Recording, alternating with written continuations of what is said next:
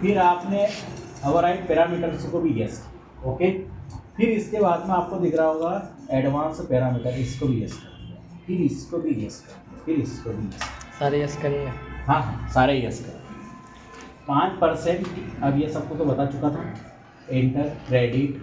और जैसे इन दोनों ऑप्शन को यस करोगे आप, तो यहाँ पर आपको मिल जाएगा डेट वाला ड्यूरिंग एंट्री वाला ऑप्शन। इससे आपको एंटर देना है, यहाँ पर नॉर्मल और वर्क, ओके। एंटर दिया आपने। एंटर देने के बाद में मैं इसकी एक एंट्री करके दिखाता हूँ। आइटम तो बनाएंगे,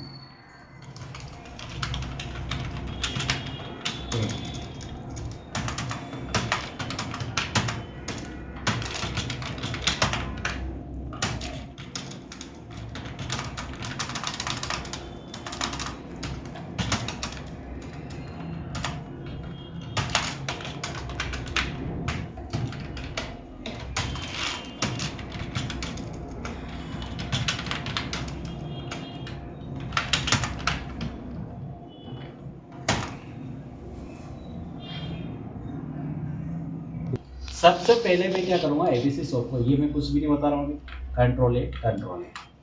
आपको यहाँ पर कंप्यूटर को सिलेक्ट किया है, ठीक है। आपने यहाँ पर लोकेशन ली विकास नगर, 100 कंप्यूटर, 100 ने 10 कंप्यूटर, 1 लाख की बात करेंगे, यस या नो। और इसमें हम CGST एंड SGST।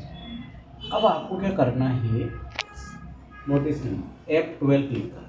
क्या क्लिक करना नवीन? F12। सेटिंग को हमेशा याद रखना है।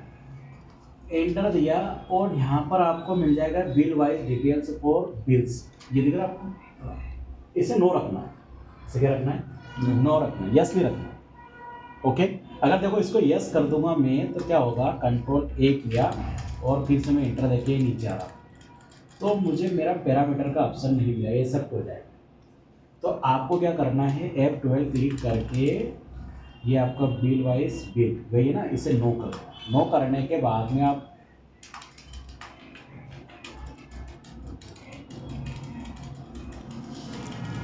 ये देखो, अब ये ऑप्शन आएगा, ये आया पैरामीटर, यस या नो। अब ये क्या कहता है आपको कि भैया ये कह रहा है कि सामने वाला 1 अप्रैल से लेकर 1 मई के बीच में अगर पेमेंट दे देगा तो हम 5% से लेंगे। कितना परसेंट से लेंगे?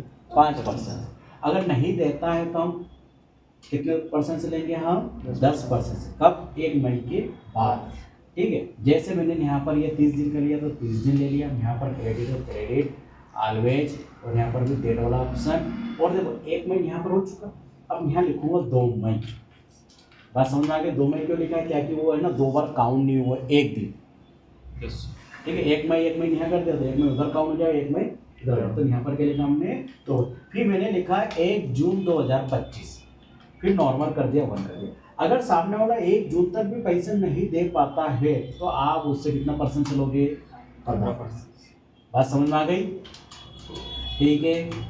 अब यहाँ पर क्या लिखूंगा मैं? 2 जून, क्लियर है। मैंने छूट दे दी जुलाई तक, ठीक है। यस या नो? 1 कर दिया, ओके।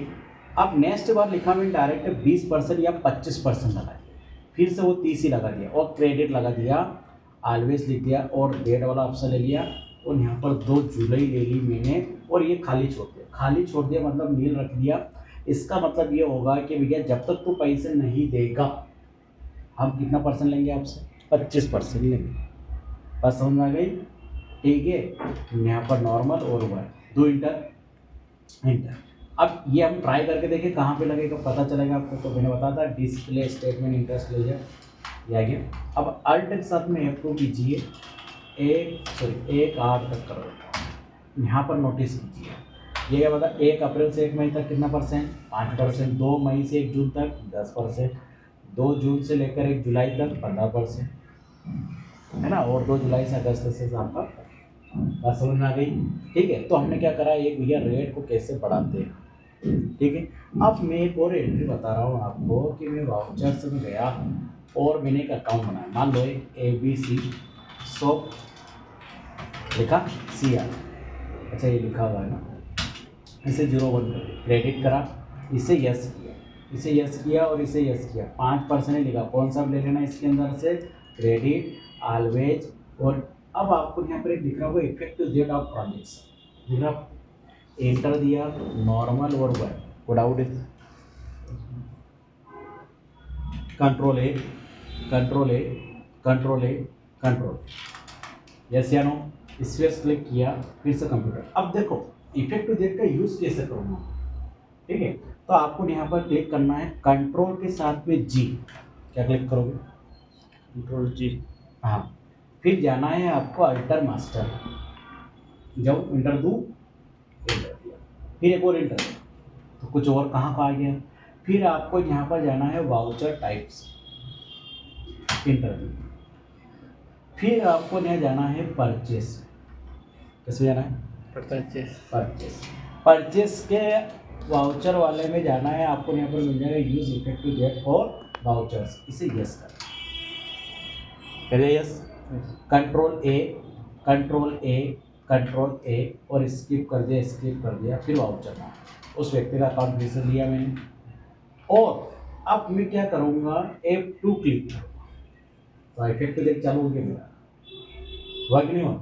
तो हमने यहाँ लिखा कि 1 अप्रैल से तो वहाँ से माल निकला हुआ है कहीं से भी, जैसे आई GST इंटरेस्ट जहाँ से भी, मान लो 2 तारीख को माल पहुँचेगा या फिर अगले महीने पहुँचेगा, मैं जो कह रहा हूँ समझ आ रही बात, ठीक है। मान लो मैंने लिख दिया 2 तारीख को आप माल का रहा, अब सर ये है क्या आखिर में, तो देखो क्या होता है कि कभी कभी जैसे मान लो आप बाहर से माल मंगाते हो, उसका बिल बन गया 1 अप्रैल से और आते आते हो गया उसको दूसरा दिन, तो हम ये कभी कंडीशन लगा सकते हैं, बहुत सारे कहते भी है कि भैया हम हमारे पास तो जब माल आ गया उस दिन से हम आपको इंटरेस्ट देना चालू करेंगे, तो इसलिए हम किसका यूज़ करते हैं, हम इफेक्टिव डेट का यूज़ करते हैं, बात समझ में आ गई, ठीक है।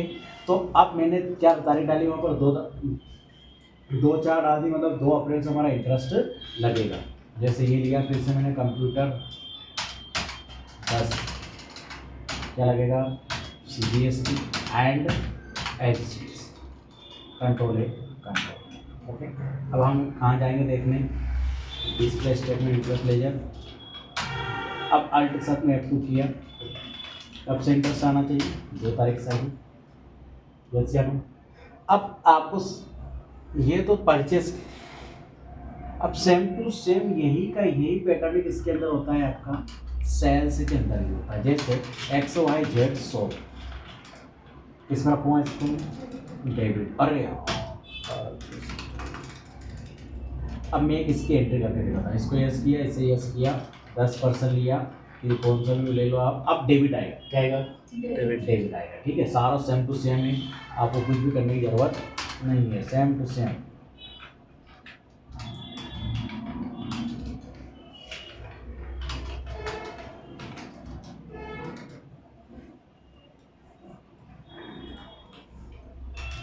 ठीक है। मैं बात समझ आई।